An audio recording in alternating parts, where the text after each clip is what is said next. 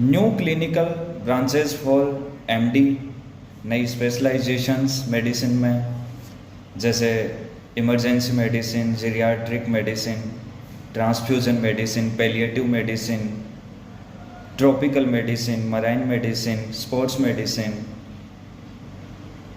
ये सब हैं इस सीरीज में। आज अपन बात करते हैं जीरियाट्रिक्स या जीरियाट्रिक मेडिसिन। जीरियाट्रिक मेडिसिन क्या है? मैं doctor Sukhveer Singh Kavia, MD resident transfusion medicine, post graduation diploma in geriatric medicine किया, जिसमें मैंने जीरियाट्रिक मेडिसिन पढ़ी।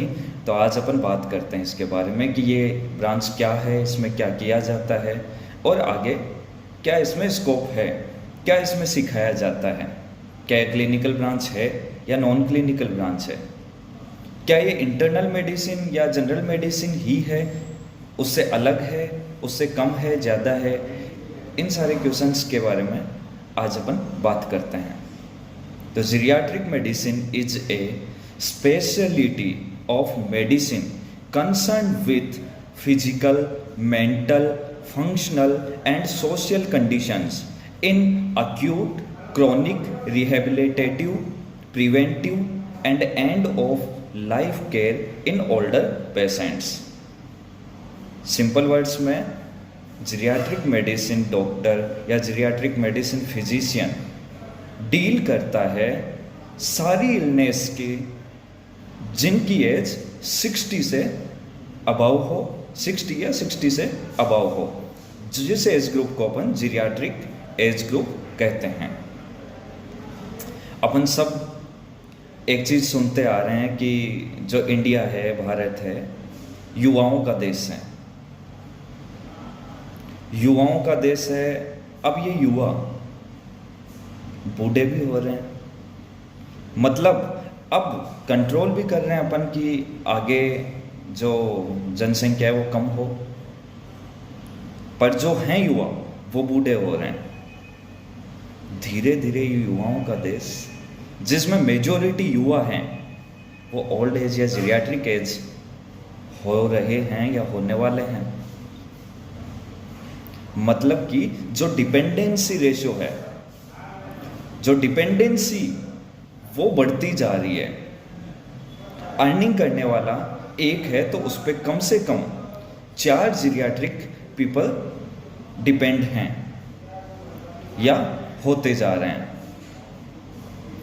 तो ऐसे में उनकी डिजीज के बारे में, उनके केयर के बारे में अलग से सोचने के लिए एक ब्रांच बनाई गई जिसे कहते हैं जीरियाट्रिक मेडिसिन। क्या ज़रूरत थी अलग से जनरल मेडिसिन से इसको अलग करने की? फर्स्ट थिंग कि इसमें पेशेंट लोड बढ़ने वाला है, क्योंकि जो जीरियाट्रिक एज है वो बढ़ रही है। सेकेंड थिंग, बहुत सारी कोमोर्बिडिटीज ऐसी होती है जो ओल्ड एज में आने के बाद ही घेरती है। नॉर्मली देखा जाए तो हाइपरटेंशन, डायबिटीज, हाइपरलिपिडीमिया, रूमेटिक, ऐसी हार्ट डिजीज, ऐसी काफ़ी कंडीशंस हैं जो ओल्ड एज में आने के बाद में ही अफेक्ट करती है।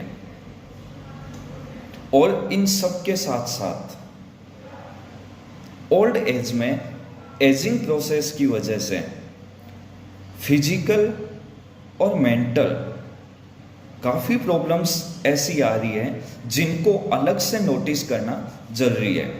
फिजिकल तो ऑब्वियसली एजिंग के बाद में जो फिजिकल एक्टिविटी है वो रिड्यूस होगी ही, उतना स्ट्रेंथ नहीं रहता, मल्टीपल टाइम उनका गिर जाना, चोट आना, ऐसी संभावनाएं बढ़ती है।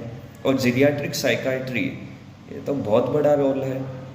ओल्ड एज के अंदर साइकाइट्रिक डिजीज बढ़ रही है, क्योंकि ओल्ड एज में वो किसी और पे डिपेंडेंट हैं। ऐसे में ऐसा भी है कि वो जिससे खुल के बात करते थे, जिसके साथ रहते थे, हो सकता है आज वो लोग उनके साथ नहीं हैं। तो साइकाइट्रिक प्रॉब्लम्स जीरियाट्रिक एज में ज़्यादा है। फिजिकल स्ट्रेंथ है वो कम है, वो किसी पे डिपेंडेंट हैं, बहुत सारी कोमोर्बिडिटीज उनको घेर रही है, रिहेबिलिटेशन उनका ज़रूरी है। इन सब चीज़ों के साथ में बहुत सारी आपने देखा होगा कि जीरियाट्रिक एज ग्रुप में आते आते मेडिसिन्स और मेडिसिन्स के साथ में सप्लीमेंट्स बढ़ जाती है कि साहब एक पेशेंट है, वो आता है किसी पर्टिकुलर क्लिनिकल फीचर्स के साथ में, पर उनकी पास्ट हिस्ट्री एक लंबी चौड़ी होती है, जिस पास्ट हिस्ट्री के साथ में उनके पास में प्रीवियस प्रिस्क्रिप्शंस के एक बड़ी लिस्ट होती है, जिसमें 6-7 दवाइयाँ तो उसके पहले से चलती आ रही है, जिसे अपन कहेंगे पॉलीफार्मेसी। तो पॉलीफार्मेसी को भी अलग से नोटिस किया जाना जरूरी था।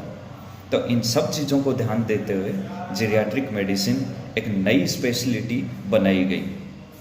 इसके अंदर इंटरनल मेडिसिन का पूरा कोर्स है, इंटरनल मेडिसिन भी पढ़ाई जाती है। तो इसका मतलब ये नहीं कि आप अगर जीरियाट्रिक फिजिशियन बनते हैं तो आप यंग पेशेंट्स को ट्रीट कर नहीं सकते। आपको इंटरनल मेडिसिन कंप्लीट पढ़ाई जाती है, सिखाई जाती है।